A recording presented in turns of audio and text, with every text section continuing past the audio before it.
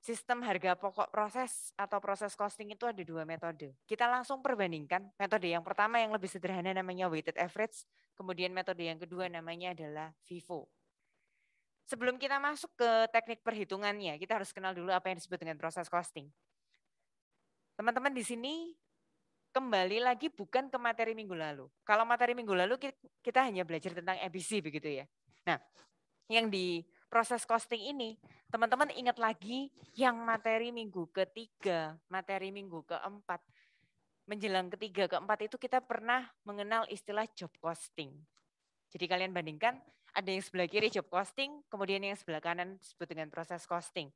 Nah, bayangkannya begini, kalau yang job costing itu adalah proses produksi yang massal.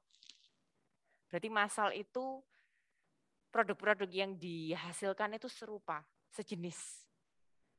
Andai kata kita bicara pakaian, pakaian itu jenisnya sama, mereknya sama, mungkin kalian bisa menemukan kaos polo itu, yang warna merah itu, yang ada simbolnya di sebelah kiri, ada kudanya itu, misal seperti itu, kalian bisa ketemu itu, wah, waktu kuliah di Petra, waktu bepergian kemana, kalian bisa menemukan itu sama. Kemungkinan besarnya besar. Hanya beda ukuran S, M, L, XL, dan lain sebagainya. Tapi itu, teman-teman, itu yang disebut dengan proses sistem, proses costing. Jadi produknya dihasilkan secara massal, pakaiannya itu mirip-mirip semua. Kalau yang job order system, itu pakaiannya setiap pelanggan itu custom sesuai dengan pesanan pelanggannya. Contoh ketika kalian dulu yang cewek-cewek mau Sweet 17, terus kalian pesen gaun, pesen dress, yang mungkin hanya sesuai dengan milik kita aja hanya ada satu gitu.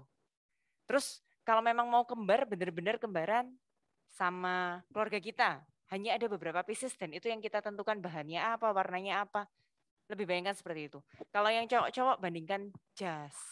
Kemudian andai kata kaos pun tapi yang kalian custom. Yang sablonnya, yang mereknya, kalian mau seperti apa tuh kalian yang tentukan. Nah, bandingkan di sana ya. Yang selama ini kalian catat dulu melalui proses ada jurnalnya, pemakaian bahan baku. Ingat nggak dulu ada work in process to raw material inventory, terus ada direct labor, ada factory overhead. Itu dulu kalian belajar job costing, itu yang custom. Nah, hari ini kita akan belajar yang proses sistem. Berarti kalau produknya itu diproduksi secara massal, jumlahnya banyak, produknya serupa-serupa begitu. Biasanya perusahaan yang menerapkan proses costing itu adalah contoh-contohnya ini, industri garmen, cat, semen, pupuk, dan sebagainya. Kalau dulu waktu job costing, kalian ingat nggak? Misalnya pemakaian bahan baku ya, kita kasih namanya apa? Work in process, debit, kreditnya raw material inventory. Nah, waktu ngasih nama work in process ada yang ingat nggak? Kita strip apa itu? Apa, Kathleen? Lebih keras biar saya sampaikan buat teman-teman di rumah juga. Betul, ada nama atau kode jobnya seperti apa? Dulu gimana? Waktu soal tes, waktu kita latihan, dulu gimana? Work in process, strip. Betul sekali. Dulu ada kodenya teman-teman. Ada yang M12, kayak Kathleen bilang. Kathleen plus. Jadi ada M12, ada M13. Atau kalau kalian misalnya tahu nama customer-nya itu pakai nama customer juga nggak apa-apa. Jadi work in process, dress-nya Kathleen, dress-nya Samantha, dress-nya Mutiara. Misalnya seperti itu. Nah, itu kalau di job costing. Kalau di proses costing, kalian kan produksinya massal. Nggak mungkin kalian ngingetin nama customer satu-satunya itu percuma. Karena produk kita tuh massal. Semuanya mirip-mirip. Jadi kita kasih nama work in process-nya pakai nama departemennya. Karena andai kata ngomongin garment, pakaian kita tadi itu, toh warnanya mirip, diproduksinya banyak, satu ukuran bisa berapa puluh atau berapa ratus pieces kan. Nah kita kasih nama aja. Nanti nama-nama work in process-nya boleh dari sini ya teman-teman. Kebetulan di perusahaan ini dibaginya jadi ada desain, terus pemotongan, penjahitan, inspeksi, lalu packing. Nanti ketika kita belajar proses costing, desain ini disebut dengan departemen awal, Departemen yang pertama kali mengawali suatu proses produksi itu namanya departemen awal. Departemen yang berikutnya itu namanya departemen lanjutan ya. Ini tadi sudah saya sampaikan ya. Semua akunnya sama, nanti ada raw material inventory, bahan bakunya. Kalau setengah jadi namanya work in process, kalau sudah jadi namanya finished good, kemudian ketika kita jual, jadi namanya harga pokok penjualan atau cost of goods sold. Nah, WIP-nya diberi nama per departemen.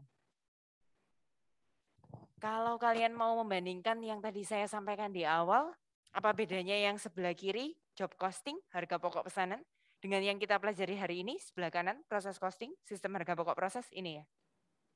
Bisa dibayangkan ya, dari cerita saya tadi, kalau yang sebelah kiri, ngomongin roti, berarti roti yang seperti apa?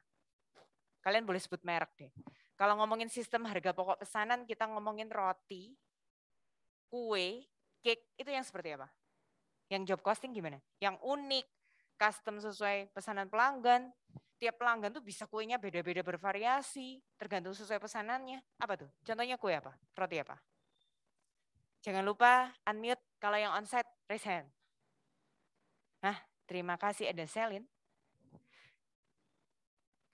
Selin apa contohnya?